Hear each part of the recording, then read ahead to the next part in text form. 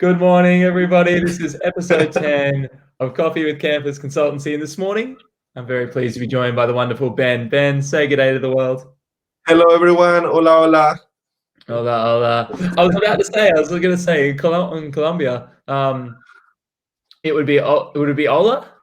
Hola. Buenos dias. Hola. That's good morning, but yeah, hola. Buenos dias. Great. So everyone knows that Josh speaks zero Spanish right now, but that is okay. And it's so fun to have you on this morning. I'm really pumped and excited that you're here. You've been working on some awesome stuff. Thanks, Josh. It's a real pleasure to be here. And yes, keep working hard as much as we can and doing what we can wherever we are. I love that. You're doing amazing things. And today what we want to talk about is how international students can help international students in a time that's challenging for everyone, but I think really felt in that community, which we both are really passionate and have a lot of love for. Ben, when did you first arrive in Australia as an international student? It's been exactly 5 years, Josh. I first arrived in Australia, particularly actually in Darwin. I came directly from Colombia to Darwin in April 2015. So it's been already 5 years. Wow, 5-year anniversary.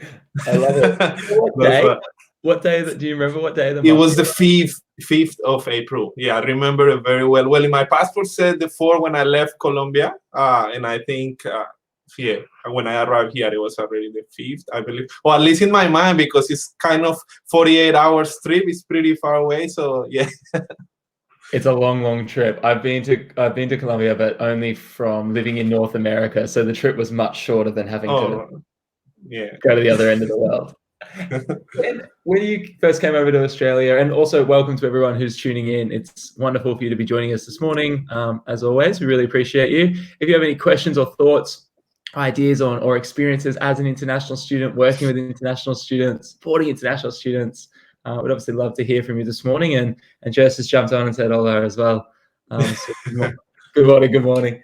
Ben, when you first came to Australia, or over your 5 years in Australia, was there anything different from what you expected to what you experienced? And how did that change over those years?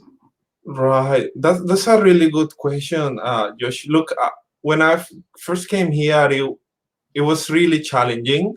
I knew it was going to be a challenge, of course. New country was my first time living abroad. So I was kind of preparing my mindset. And things like, the culture shock, students will always experience it, and especially on my part, because I came here to study English first. So I couldn't express myself. I couldn't speak the language. So I think that was really hard. But I think sometimes it's just the mindset that you have, because I have always been talkative, and I like, socializing and making friends. But when I came here, I was a little bit more reserved, right? Because, you are not in your comfort zone. You know what's going to happen. And I remember this story very well. One of my first jobs was in McDonald's when I was first studying English. And then one of my colleagues asked me, "Hey, Ben, why are you so shy?" And like, I'll never forget that, because it's the first time, and probably the only time someone has ever told me that. And then since then I realized, hey, Ben, you're not actually are behaving perhaps like you usually are. So I think my mindset kind of changed, and what I thought was going to be different, and what I thought was going to be challenging, it stopped being an actual challenge, and I started working on it. And then since then, I've been involved in many things, and I've been trying to be as engaged as possible. And then, things have. And that's what I think we really want to dig into that a little bit later, because what you're doing right now is so good. In a moment, we'd love to get David on to share as well, who's going to jump in the stream, another international student who'd love to hear from. Ben, I love that story.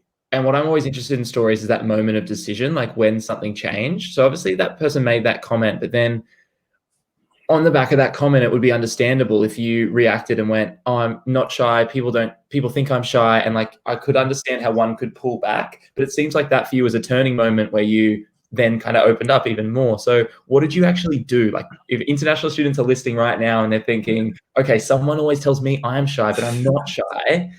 What did you change after that moment? That's a funny questions because right after, I remember I was at the front counter, and that question was still in my mind. So I started thinking, okay, what can I do? So immediately, every time I had a customer, I would smile straight away. Hello, how's your day going? And things like that. But that was at the moment. But of course, when I went back home, I started thinking, okay, what's happening? What can I do? So I started doing my research. I started finding ways to finding projects or programs or things that I could be involved with my university, with my education provider, or within the Darwin community. And also, my English was a challenge, my language. So I love playing soccer. I love playing football. So I found an Australian / Irish / Scottish / English football team.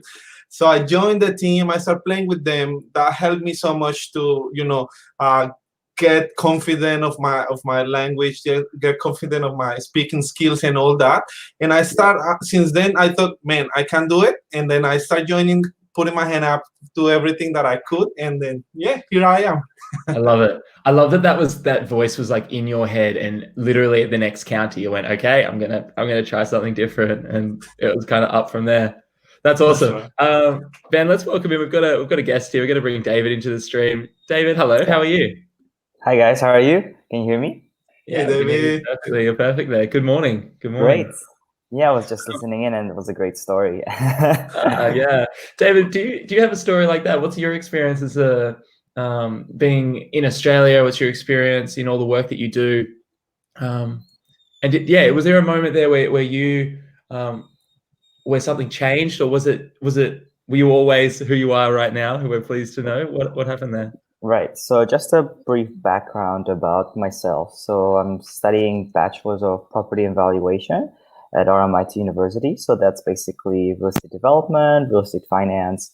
And basically during my first year of university, all my lecturers basically told all their students that you have to network. The real estate business is all about knowing the people.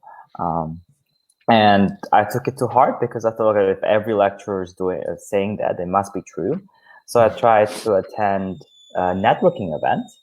And I remember my very first networking event, I paid, so it was like $30. So I paid, I showed up, all suited up, but I was so scared to enter that I just locked myself in the bathroom and I stayed there for 3 or 4 hours until the event finished. Yeah, so I made that much of a commitment to, I'll even show up, and I still didn't go through. So, because it was very intimidating, to just come in as a student and talk to these directors and senior professionals. Yeah. And I was really, really scared. So that wasn't the only time. That happened a couple of times, maybe 2 or 3 more times, just coming in and bailing at the very last minute. And obviously that's problematic in terms of my professional and personal growth. So I was thinking, this can't be happening of me just showing up and then bailing at the last minute. So I have to do something about it. Yeah. And I guess for me, what worked is Nike. Nike has a slogan that says, just do it. So literally got like a Nike book here, like propping up a camera in the background. Oh, really? Nice. I got it in the back. Amazing. So yeah, I guess the next time I try to attend, I just closed my eyes, took a couple of deep breaths, and then just said, just do it. And I just did it. And I guess at that point, when you're inside the moment of, doing something or networking, then you just forget all your anxieties, because then you just in a huge rush of like, okay, I'm talking here and there. You don't have time to really overthink about how you're perceived, and from then on, it kind of snowballed. So that, okay, well, I wasn't comfortable. Now I'm comfortable going to networking events. Let me do something else that I'm comfortable with. And again, close my eyes, just do it. And then just from there it went on. And fortunately, it snowballed to me getting a position at a real estate fund as an analyst through basically networking. That's amazing. That's awesome advice. I think one thing, if people are listening in and tuning in, if you support international students, if you are an international student, or if you're an international student supporting other international students, making that networking experience possible to start with, hopefully making them free so they don't all cost $30. If you can connect international students with professionals, but then I love that idea of just doing it, and that, you're going to be afraid anyway, but it's that bravery of stepping into it, right? Yeah, I guess you can't, if you really want something, you can't really let fear get in the way of getting what you want. So I guess you gotta maybe ask yourself, do you really want to stay here? Do you really want to get a job here? Do you envision your life here? And I guess it's a self-fulfilling prophecy. If you, I guess, imagine it enough and you work towards it enough, I think the universe, in some sense, kind of gives it to you. I fully believe in that so much. Like, I always feel weird when I talk about it too explicitly, like just how much I think that's actually true. Yeah. I reckon it's so true. Like, I love it. I love it. David, you're amazing. Have an amazing day. Thank you for joining us today. And I'll see you soon, my friend. Yeah, no worries. All right. Bye, mate. Dude, what a story. Yes, amazing. Cool. I love listening to these stories. It's so inspiring and it's so amazing. Yeah. It's really interesting. And one of the things I was thinking of when David was telling that story was, I wonder just how common that experience is.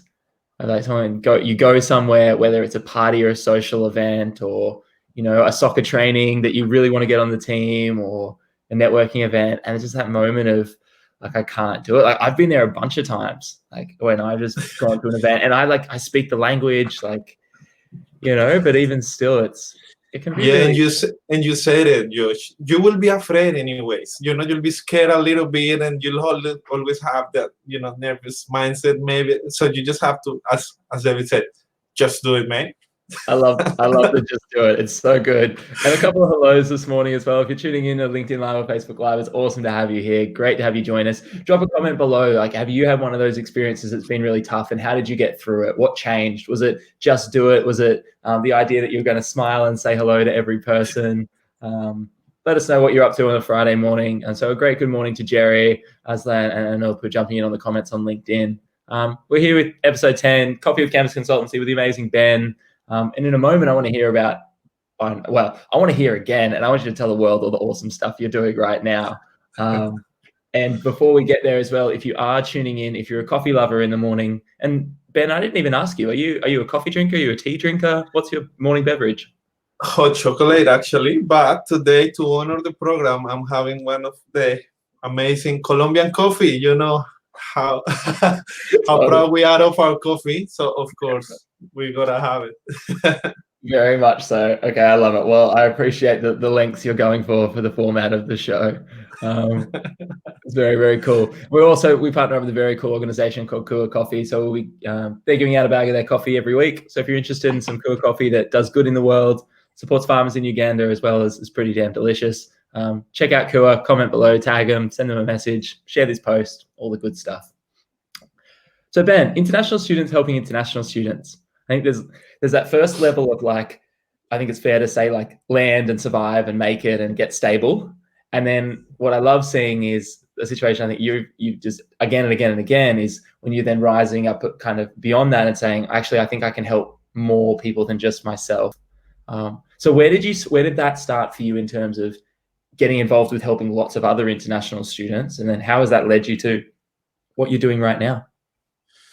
Right, Josh. So yes, you said it right. I think before you can actually start helping international students, you first have to help yourself, right? So you have to be active, you have to connect, you have to go and research and find, talk to your student union, talk to your student association, talk to the study cluster, study in T, study news as well, so wherever you are based, and find what are the programs or projects that maybe you can join in. Once you are there, you've learned the process, you feel more comfortable and things like that, then maybe you can find a gap, or you can find a niche, or you can find something that is maybe hasn't been tackled and hasn't been done yet, and then find ways to, to do it. Either you can never do it on your own. You'll have to find, a friend, a partner, or whatever.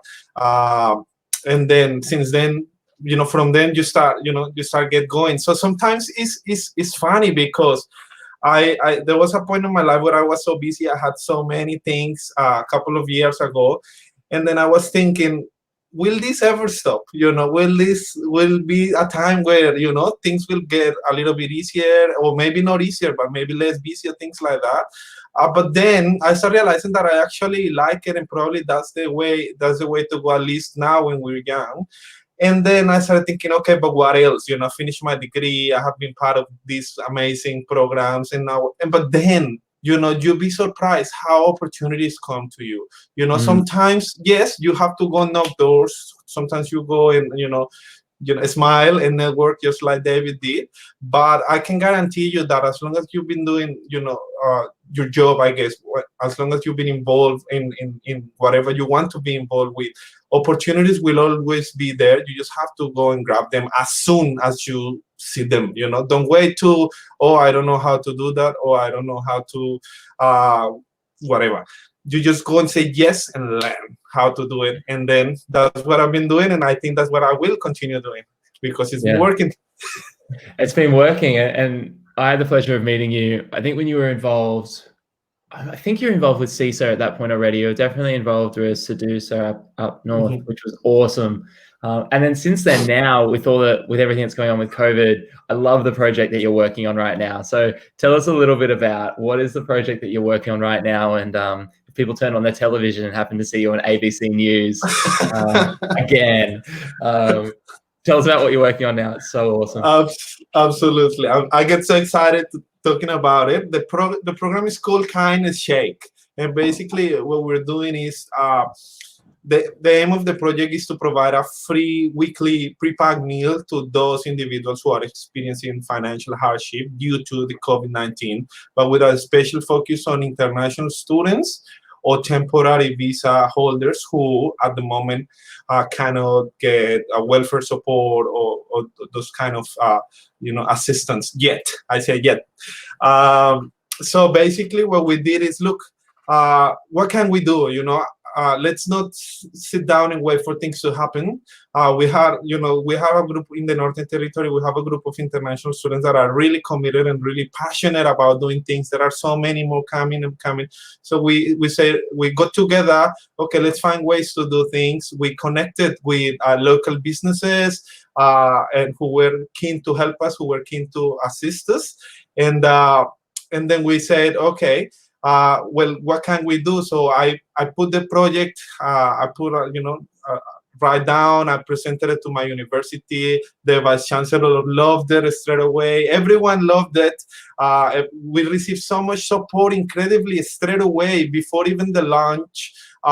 We were promoting it and anything, and the project was so successful that at the launch of the project, the Chief Minister Michael Garner attended the project and launched a project as well called the Worker and Wellbeing Project, which will actually support international students too. So I think we started from something, trying to find ways to help. We started from let's tackle food, let's tackle the basic needs, but people start realizing the importance and the gap that was out there, which I was talking about earlier.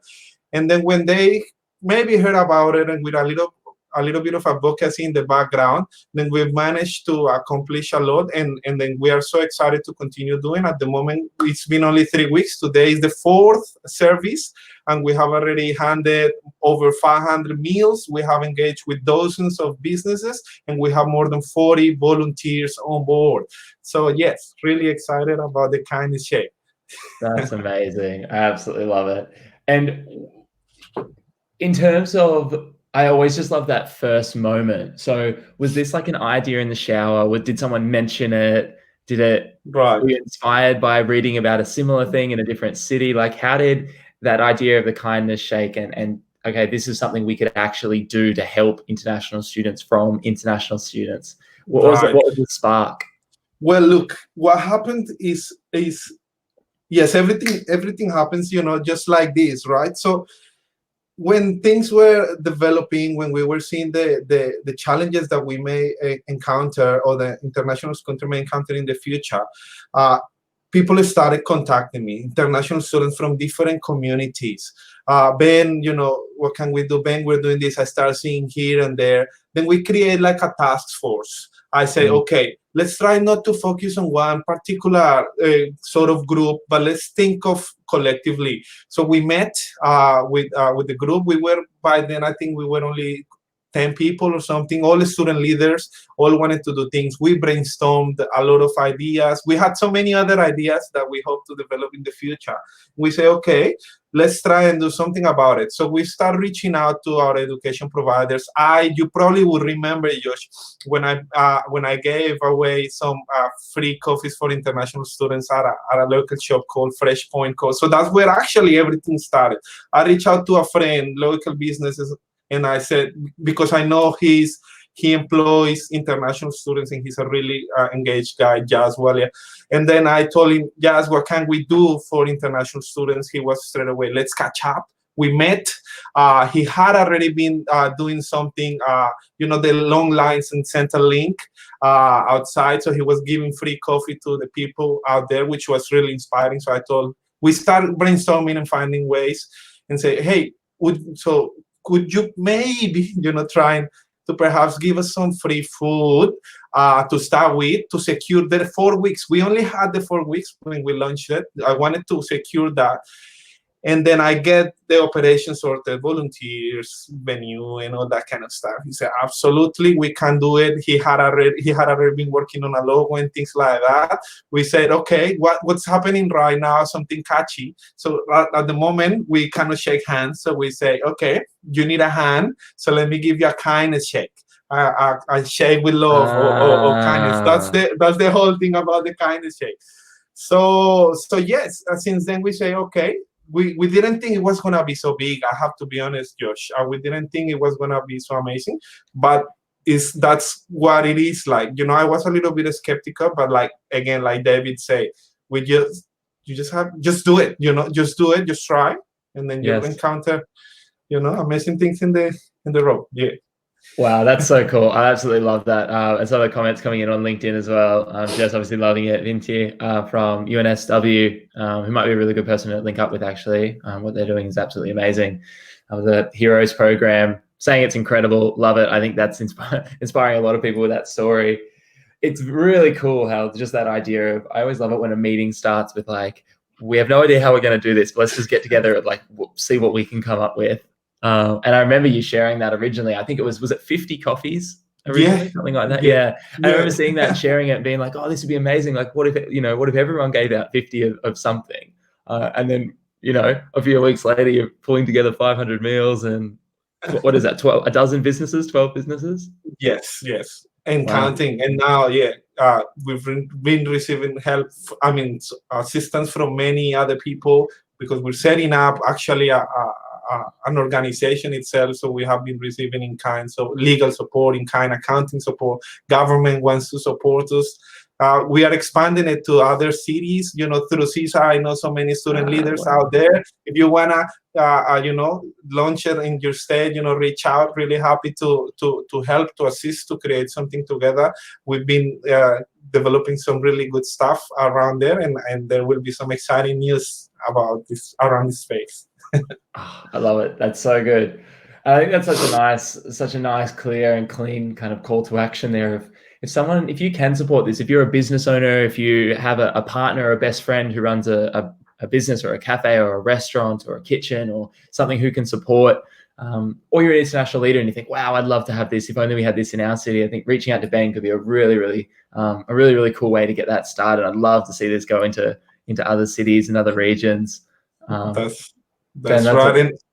And you said it right, Josh. Look, something that I really want to highlight or showcase about this idea is that, yes, businesses are doing it tough. This is something that is affecting the whole world. But even though so, kindness is more prominent than anything else, and people are willing to help. And the fact that international students are running it, in collaboration with local businesses and education providers, showcase the importance of international students in Australia, showcase the value of them, what they can do for the community, and kind of destroys those mindsets or misconceptions that sometimes people have about international students. So I think that is one of our goals in our statements, to kind of promote the importance of international students in Australia and showcase the amazing things that they can bring to the community. I love that. And their creativity and resilience as well. That's right. That's right. Because not all the students are actually in need. A lot of them are, yes, but a lot of them, they just want to help. You know, they say, Ben, I got a job. I don't have a lot of money, but I have time. I can help. I have food. I can help. I know someone maybe I can connect you with. So people are just, you know, spreading the kindness around. And I think that is amazing and inspiring. I think it's awesome. And that is an example, I think, is such a shining light. One of the things I'm most fascinated with is you just never quite know the ripple effect of when you do something like that, just who'll see it or what that'll make them think of or what little change they make in their life because they see that someone else is doing it. And that's the sort of thing of like, you can't be what you can't see. And if you're seeing international students saying, hey, we're taking control of this, we're owning the narrative, we're changing the misconceptions and the mindsets. And we're also just helping a lot of people at the same time. I think it's really, really amazing.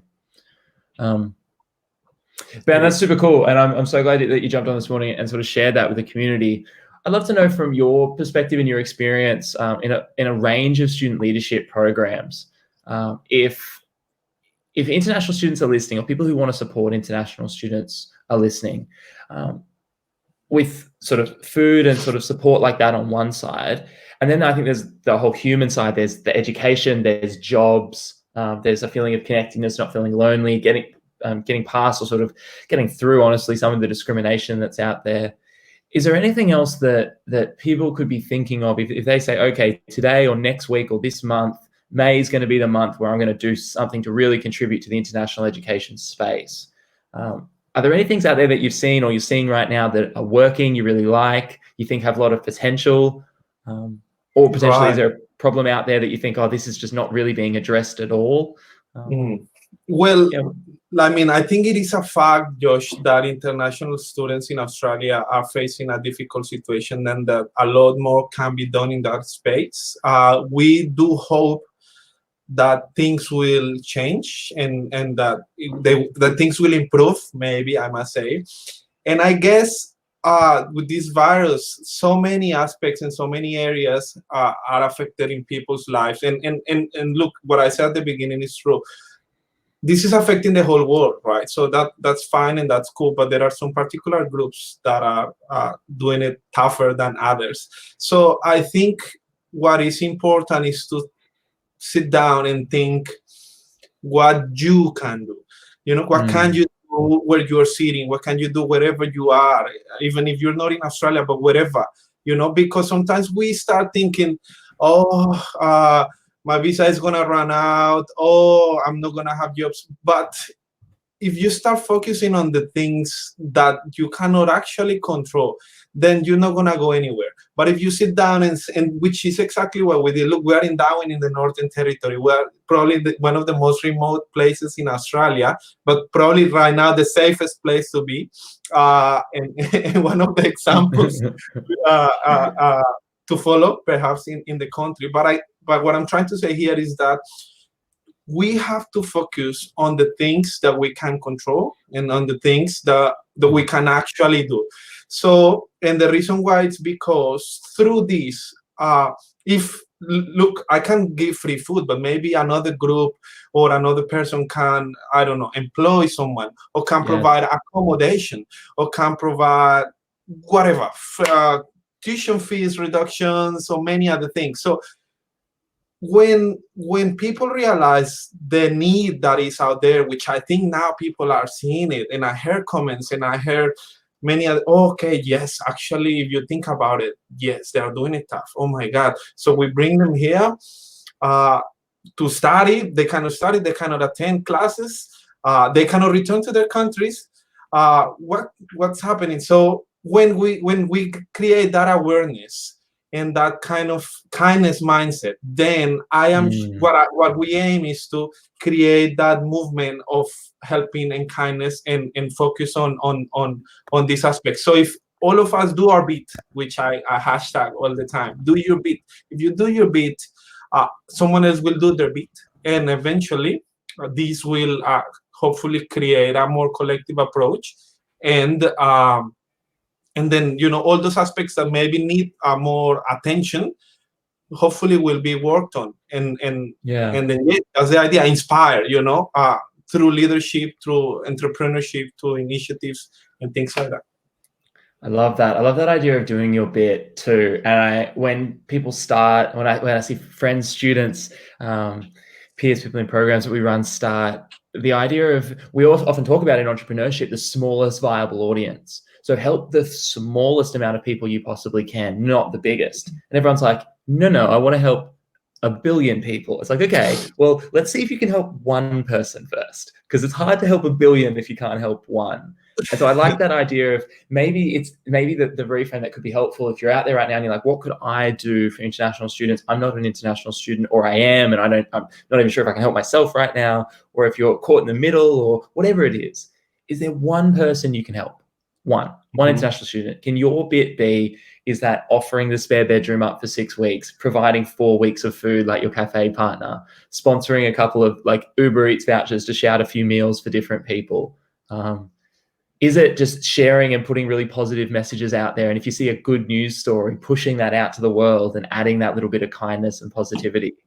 I think there's so many small actions that if everyone did the good they could do where they are, those things stacked up, build momentum, if nothing else. That's absolutely right. And especially these days where when we were all seeing, how many cases, how many things, blah, blah, blah, I hate that negativity or that mindset, I can guarantee you, even tomorrow, if we have 100,000 cases more of whatever will happen, nothing that you're doing right now will change on your lifestyle. Nothing. But what you have to think is positively, see the glass half full, and think of the things that you can actually control. We cannot control how the coronavirus is going to go away. We cannot control the migration processes. We can only advocate and hope that maybe, this is what we do here in Darwin with a group of people. But can you imagine if someone who's out there listening to us or hearing the story, who has maybe the power to make a big change, or who has the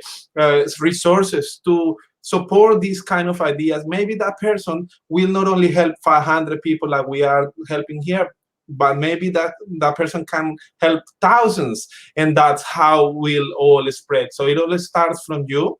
Do your bit and just do it. I do your bit, I just do it. Absolutely love it. Comments are flowing in here as well. Bronwyn Gilson, who's I'm not sure. If you don't know Bronwyn, we'll make sure we introduce you. Doing some awesome stuff at International Compliance at UNE. Always enjoy seeing what you're doing, Ben. Well done in this together. Bronwyn is a legend with Isana and everyone else. She's been an amazing supporter all the time. Shout out to Bronwyn. I can see also Arslan out there, a colleague on CISA, and of course yours, always there supporting. Yeah, it's awesome to see Arslan jumping in there too. We've got Cecilia saying, thanks for presenting, creating partnership, sharing the international school partnership. Minja saying, morning, thanks for doing this live stream, Ben. And Kashif saying, indeed, I agree with Ben, great idea. Ben, and some of the kind of keywords that have come out of this today that might be good places to sort of center around.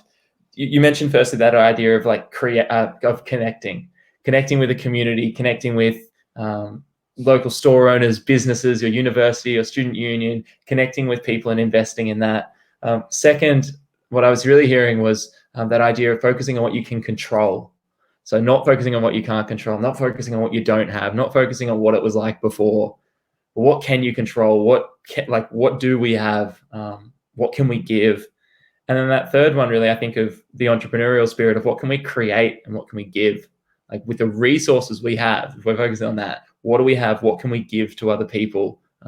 Whether it's a new initiative or a new project, whether it's a marketing campaign, whether it's just that little piece of positivity put out to the world, or jumping on a live stream and sharing sort of your insights and strategies.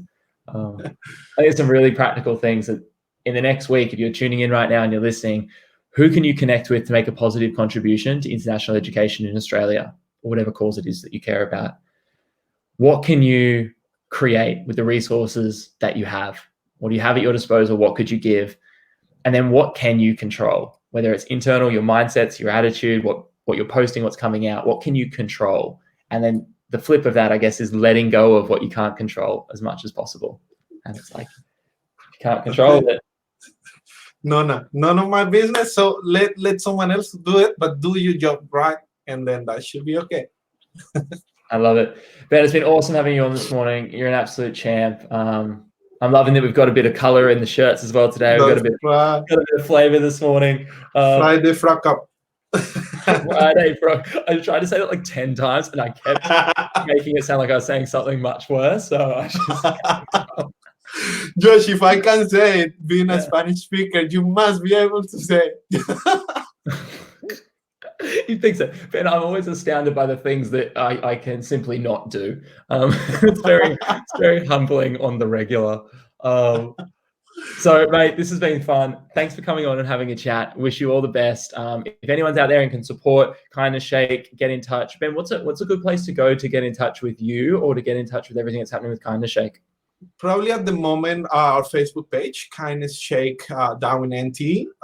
We're creating our website and all the governance stuff and all that kind of things. But at the moment, Facebook or they can of course message me directly on LinkedIn if they're always keen to help and to find ways to collaborate with anyone. Just knock the door. Like you always say. Josh, how is it? The answer is always no if you don't ask. Yeah, right? And it's like a guarantee. I love that. In 2 episodes of this, I've been attributed that quote, and it's definitely somebody else's quote. Like everything, I've learned it from somebody else, and then I said it once in a workshop, and like 10 of the comments came back, and like someone always like, "What's the number one thing you got out of this?" So I can refine. And everyone was like, "Oh, the answer's always no if you don't ask." I was like, "Oh, that's a good one." And then so now we're gonna say it. People are like, "Yeah, you always say this thing." To give the credit away. So I should find the attribution of that. But it's right. I think it's true. I think it's true. And if you've got good intention and if your intention is to serve and help, then how much people will open up their hearts, open up their wallets, open up their calendar to you. I've always been astounded by. So, and including you giving your time this morning. You've got a lot going on. So I appreciate you. I hope you have an awesome day, my friend. Thanks, Josh. It's been really wonderful to see you again. Really wonderful to see the amazing things that you're doing. It's really inspiring, and I praise you for that. Please keep working really hard because you are doing an amazing job. And it's really, really awesome to be able to be here and share my story, share what we're doing, and hopefully inspiring others to do their bit. No doubt in the world. Thank you, my friend. I appreciate you. It's episode 10 of Coffee with Canvas Consultancy. We'll be back on Monday for episode 11. So we've got a whole new slate of guests next week, which are going to be really, really, really fun. If you've got ideas, things that would be fun to do on the show, things that you like, things that you're into, topics that you'd like to have someone chat about, or if you'd like to come on and chat, shoot me a message, drop a note in the comments, reach out. And a huge thank you this week to our first week in partnership with our impact partner, Kua Coffee, supporting families in Uganda, making the world a better place through every cup of coffee, and hopefully for Ben some hot chocolate soon. But look, we'll pass our recommendations up the chain and see what happens. So we'll see how we go. Awesome. Have a good week, everyone. Have an amazing weekend. Have a great Anzac Day weekend, which is coming up, and we'll see you all next week. All right. Bye-bye. Ciao, ciao. Ciao.